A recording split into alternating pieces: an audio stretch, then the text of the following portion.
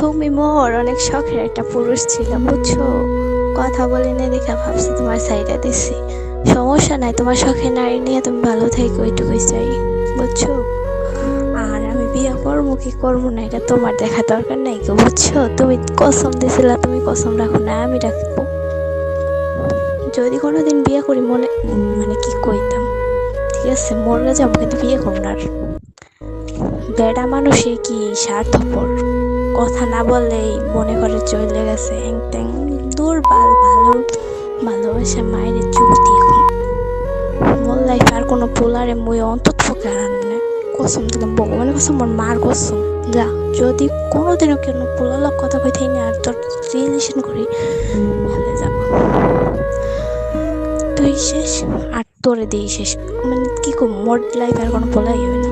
বিয়ে তো করবোই না, যা এত যা হয়ে যাও। মায়ের বাপে কইছে না পড়ালেখা যত করতে নি করবো, তারপর চাকরি যদি ধর কোনোদিনও যদি চাকরি বাকরি করি করবো তো অবশ্যই। মোর টাকা লাগবে, বাপ মার উপর কতদিন বোঝাই থাকবো। চাকরি করবো তারপর আর বিয়ে করবো না, নিজের লাইফ ওইভাবে চলাবো। নিজে চাকরি করলে আর কারো লাগে ক, টাকা যদি নিজের থাকে তাহলে আর কারো লাগে না। তোমার শখের নারী নিয়ে তুমি সুখে থাকো বুঝছো। তোমার কসমগুলো অনেক মিস করি।